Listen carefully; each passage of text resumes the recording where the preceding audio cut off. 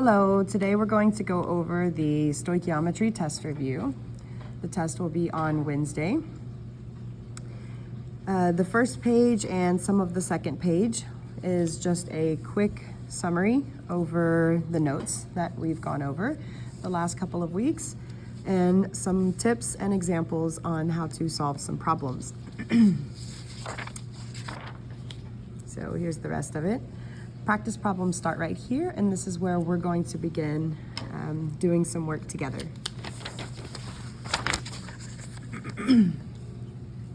Okay, so the first part are concepts and vocabulary. So the first question says, which statement best describes what happens to mass during a chemical reaction? So we've learned this at the beginning of the school year. We learned it in chemical reactions, and you're going to learn it again now in stoichiometry. But we should know that the law of conservation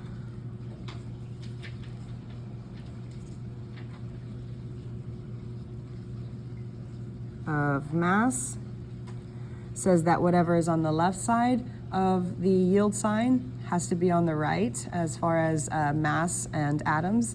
Whatever's on the left has to be on the right, or matter cannot be created or destroyed. So mass has to stay the same overall. So it can't change. We can't create new matter. So C is the correct answer there. Next, what information do the coefficients in a balanced chemical equation represent? It doesn't represent mass, volume, or energy. Those numbers, those coefficients, represent the number of moles. It is called a mole ratio. A reactant that remains after a reaction is finished is called what? So if there's extra left over, and this concept is the limiting and excess reactant or reagent, depending on your teacher how they say it. This concept's pretty easy, and most likely we explained it in like a meat and sandwich kind of way, where we said, well, if we have like 30 meats and 100 breads, how many sandwiches can we make? And you guys probably were able to say quickly, oh, we can only make 30 sandwiches. That's what this concept is, and you guys were able to do it before we even taught it to you. So this concept you already know how to do. It's just with weird stuff like moles and chemicals. So the word we call that extra stuff left over, like the extra bread left over, that's called the excess reactant, and that's pretty explanatory. I think you guys can get that pretty easily on the test. Okay, number 4. The amount of product actually collected during an experiment is known as the actual yield. So this is the stuff that we actually collected. Theoretical is what you calculate. So this is the stuff you calculate. Okay, this is from experiment.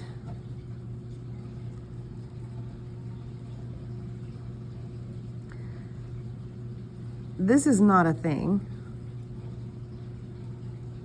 And this is the result of taking the actual divided by the theoretical and multiplying by 100. This is kind of like how far from perfection you were, because this is almost like perfection, and this is what you actually got. So this is, how far away you were. Okay, so let's do, actually this one's not a calculation, this one's just kind of like seeing something. So a mole ratio. So a mole ratio, this one's pretty easy too. I don't know if it was in the notes or not, but it's pretty easy too. Given the balanced equation, what is the mole ratio of carbon monoxide to oxygen? So here's carbon monoxide, and here's oxygen. The mole ratio, and remember up here, we talked about the coefficients being having a mole relationship. So the moles are the coefficients, and this one's 1, even though we don't see anything here, we know that that is 1.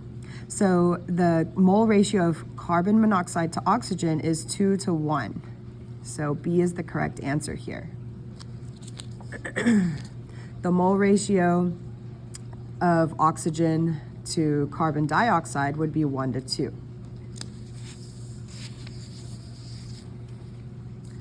Okay, let's look at an actually this isn't even a calculation, but we do have to balance it first, and you will have to do this on the test. You have to balance and then choose the right mole ratio.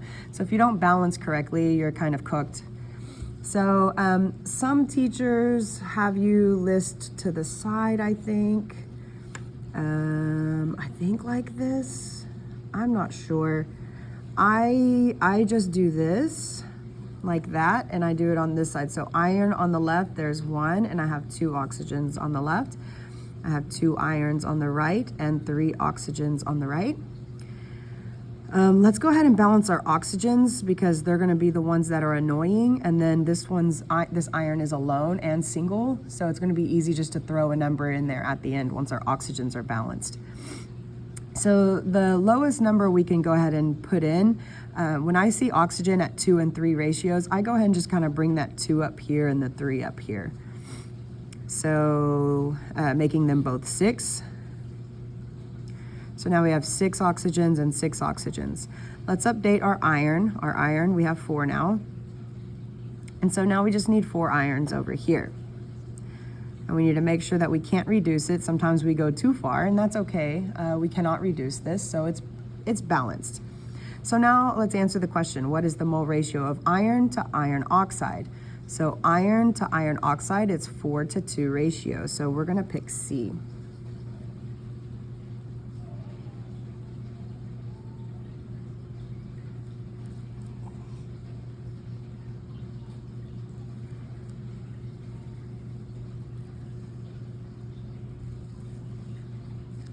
Number 7, how many moles of nitrogen gas are needed to react with 9 moles of hydrogen gas?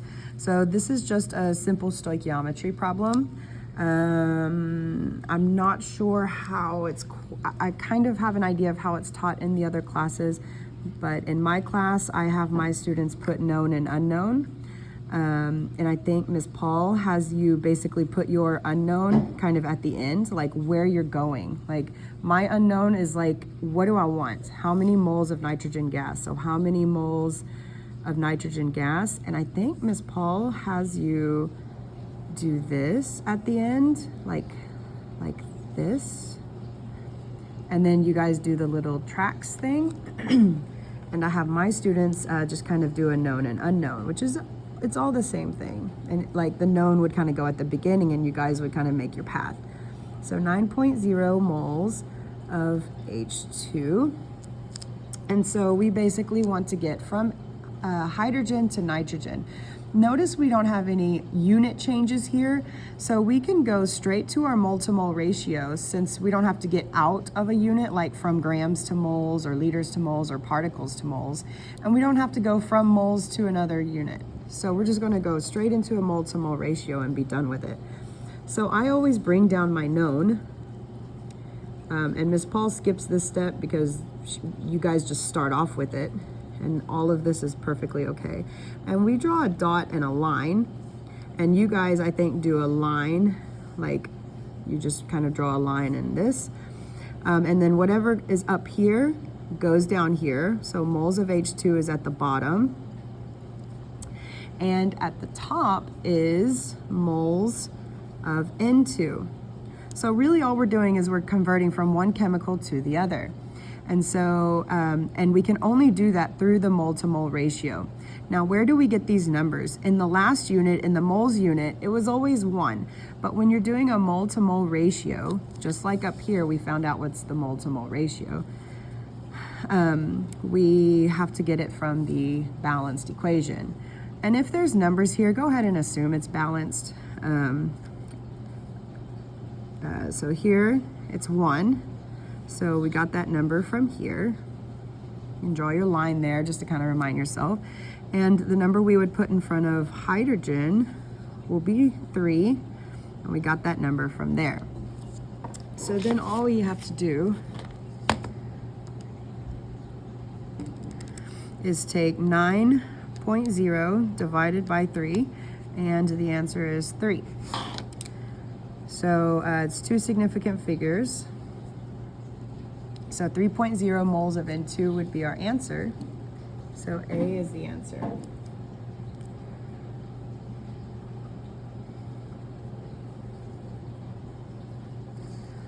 question number 8. How many moles of water are produced when 4 moles of oxygen react? So this is basically the same thing. We have one known and one unknown, or I think they say given, and I'm not sure what it is at the end. So for my students, we have a known and unknown. The known is whatever is in the question, 4.0 moles of oxygen. What we want, our unknown, is how many moles of water. For Ms. Paul's students, you guys, I believe she does this, moles of H2O. And I'm gonna do it Ms. Paul's way this time. So we're not converting in and out of any units, it's only moles. We're just needing to change the chemical. So we can go ahead and jump straight into the mole to mole ratio since we're already in moles and we just need to go to moles. So Ms. Paul, she starts off with putting the known down here. So this is her version of writing down the known. So the known, she's just like, this is the given and this is where we need to go. And she does something like this. And so whatever is up here, she still does this thing you put down there. And then we can go straight to moles of H2O.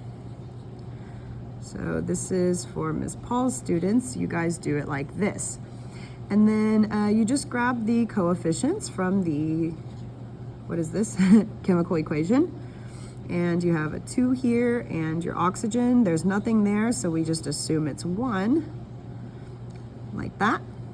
And I don't even really need a calculator, not even me, for this. So it's 8.0 is the answer.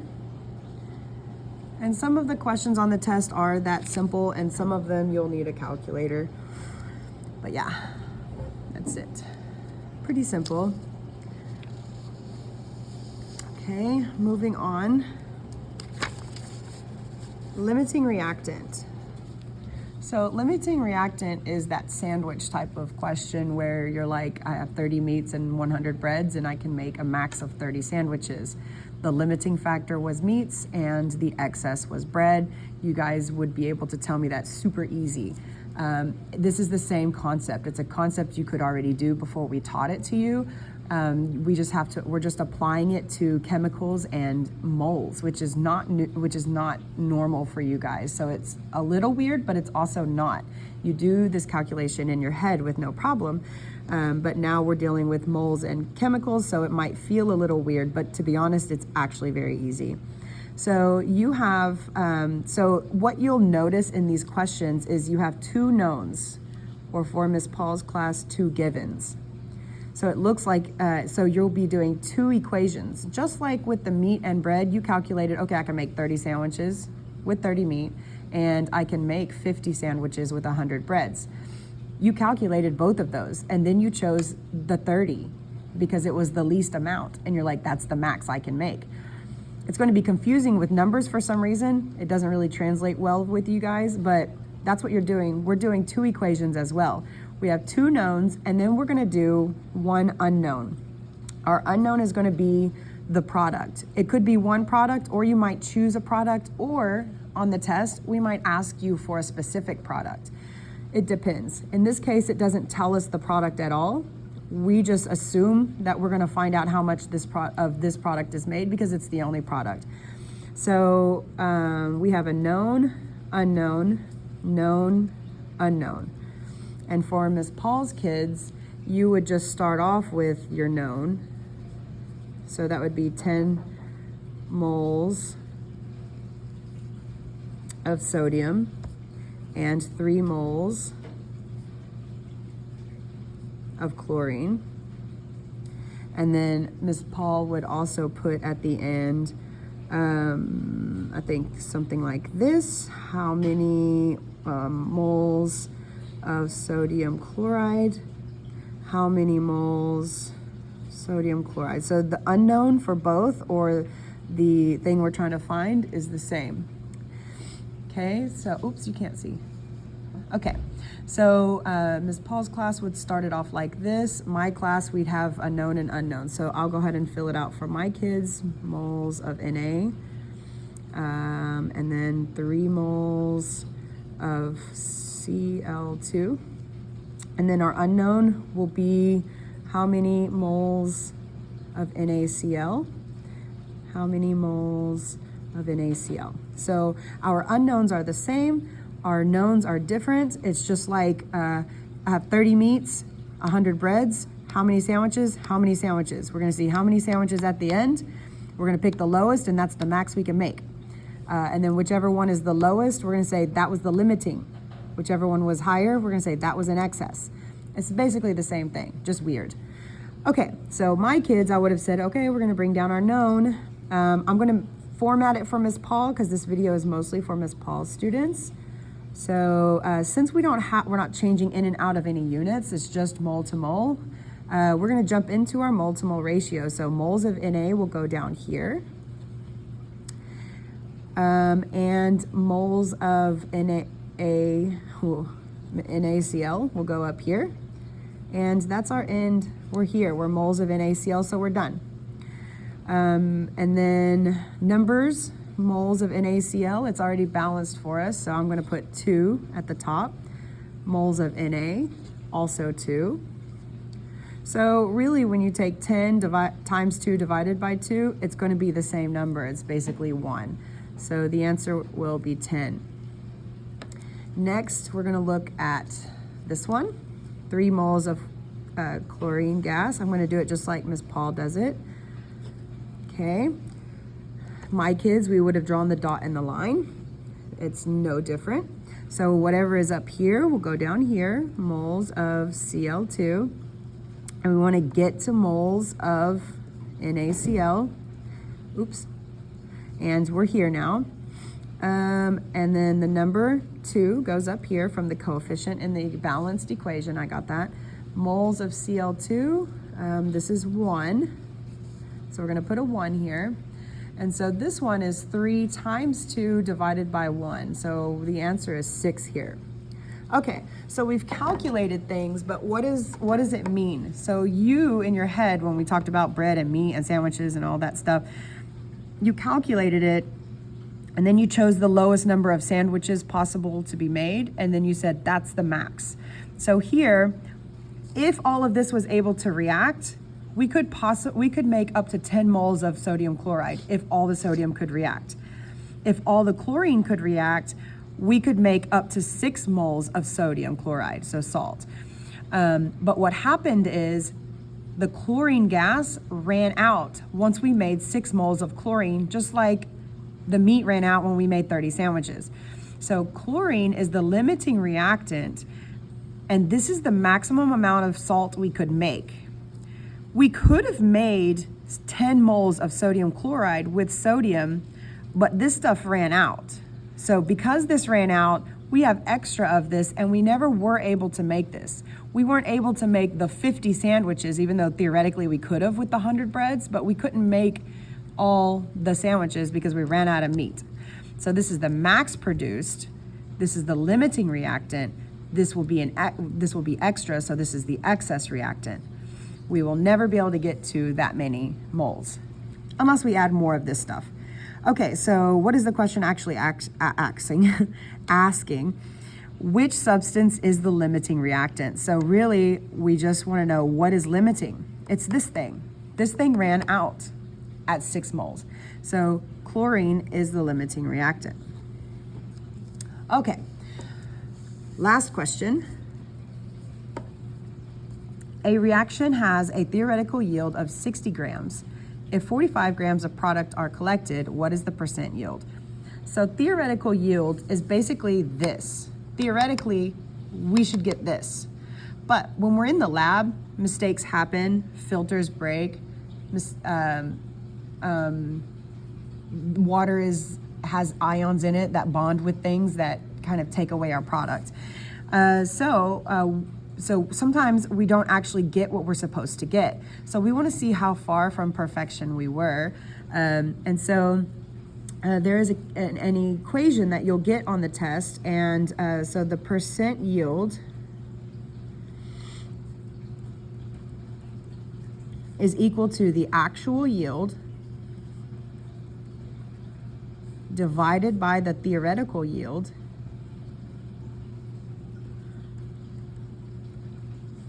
times 100, and that's it. It's really easy.